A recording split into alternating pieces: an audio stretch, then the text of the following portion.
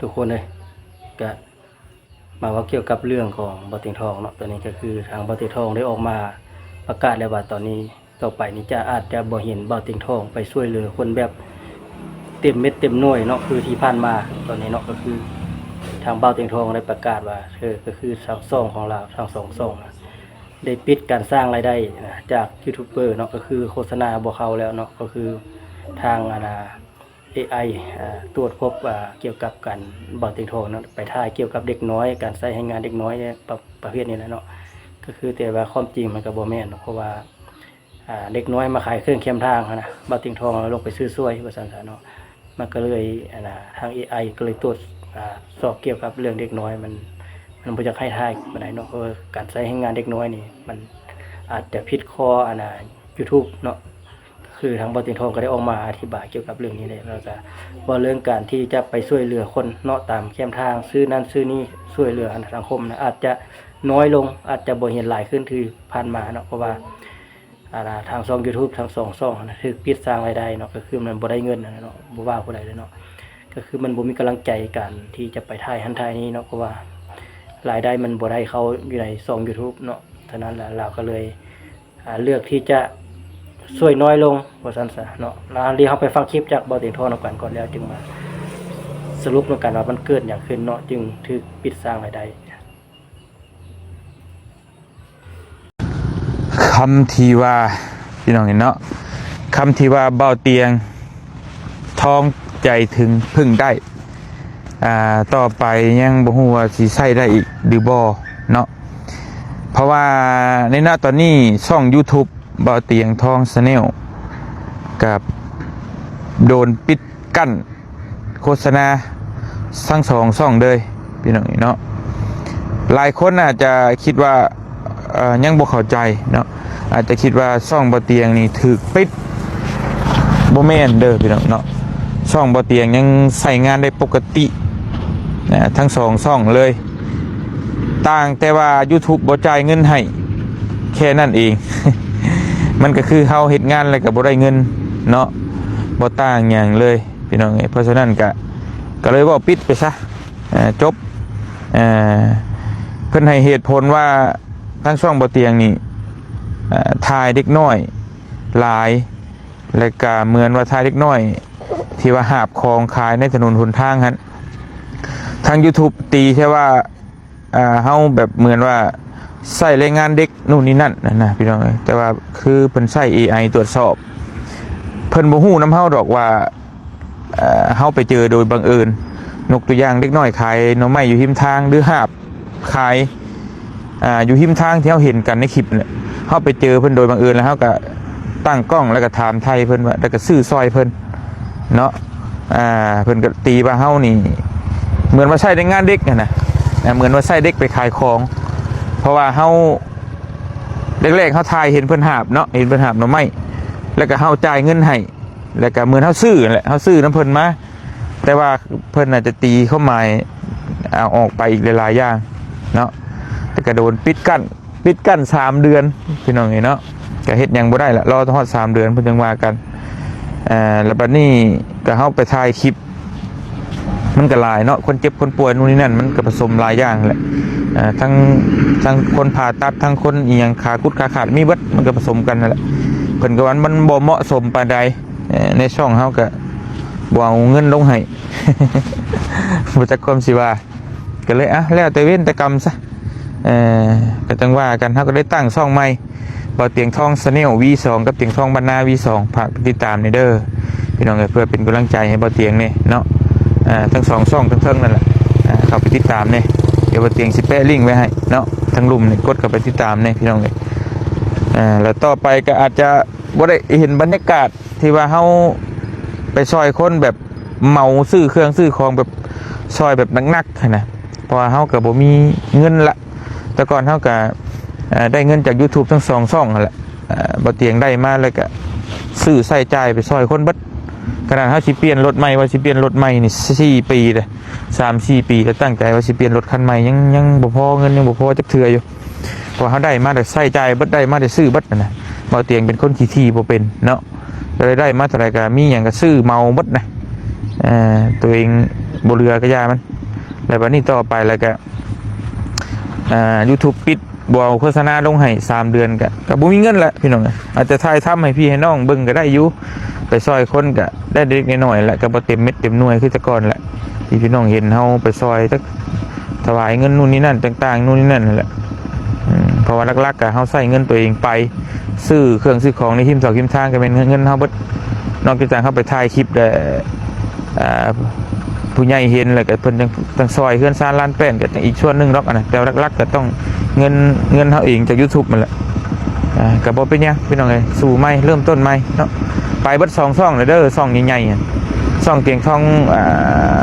channel ช่องหลักได้กับคนติดตาม 982,000 คนแล้วก็คนช่องสำห้องกับช่องบ่าวเตียงทองบ้านนากับคนติดตาม 370,000 คนนี่แหละพี่น้อง69,000 คนก็ตีใช่ว่า370,000 คนไปเบิดเหลือแต่ช่องน้อยนี่แหละกระปอกกระแป๊กนี่แหละพี่น้องเลยถ่ายเพราะได้สะสมเรียนเก็บเรียนไปกับโบมีละบาดนี้อาจจะเงียบเงาในจักหน่อยแต่ก็สู้ต่อไปเนาะพี่น้องเนาะเฮาก็เฮ็ดได้มันได้เป็นเลยเพราะว่า AI เด้เฮาไปเว้าหยังก็เพิ่นบ่ได้เพิ่นใช้ AI ตรวจสอบคือคนเฮาปกตินี่ยกตัวอย่างคือยกตัวอย่างคือเป็นคนทั้งโลกเฮานี่ก็คือทหารตำรวจหรือตำรวจไปจับผู้ร้ายซะ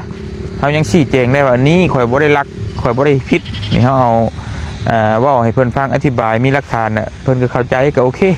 แต่ว่าอันนี้ไปเว้ากับ AI น่ะบ่เข้าใจนำเฮาน่ะพี่น้องเฮาอธิบายเพิ่นฟังว่าข่อยบ่ได้ใช้แรงงานเด็กข่อยไปซื้อซอยเพิ่นข่อยเห็นในหิมทางเพิ่นขายเครื่องขายของในหิมทางแหละไปซื้อซอยเพิ่นแหละเมาเครื่องเมาของซอยเพิ่นแต่มันก็บ่ฟังเนาะเพิ่นก็บ่สนดอกพี่น้องเอ้ยเพราะว่ากฎของ YouTube น่ะกฎหุ้นเฮงที่สุดนี่คือเกี่ยวกับเด็กน้อยผมบ่อยากให้ถ่ายเด็กน้อยมันมีตอนหนึ่งที่หลายปีที่ผ่านมาที่ทั้งรัฐบาลไปฟ้องนะYouTube ที่ว่ามันเกี่ยวกับอนาจารเรื่องเด็กน้อยนี่แหละถ้าจำบ่ผิดช่วงนั้นมันเพิ่นก็เสียเงินหลายนะ YouTube นะเพิ่นก็เลยเฮ็ดกฎขึ้นมาเข่งเรื่องเด็กน้อยประมาณนี้ที่บ่เตียงศึกษามานะก็บ่เป็นหยังลุยต่อใหม่พี่น้องเอ้ยมีแต่ฝากติดตามช่องใหม่แหละ YouTube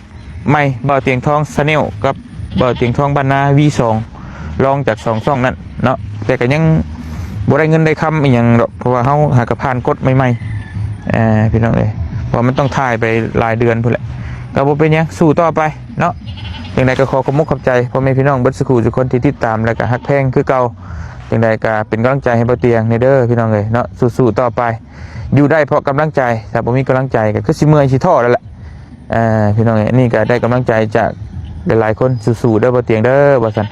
พี่น้องเอ้ยเฮาก็ตั้งใจตั้งจิตตั้งใจสู้ต่อไปพี่น้องเอ้ยขอบใจหลายๆอยู่ดีมีแฮงเบิดสุขทุกคนพี่น้องเอ้ยไปลุยต่อเดินทางต่อนี่ก็เนาะคือเป็นปัญหาที่ทางเบ้าเตียงทองเราก็ได้ออกมาเว้าเกี่ยวกับการที่จะช่วยซื้อเครื่องซื้อของตามถนนหนทางเนาะช่วยคน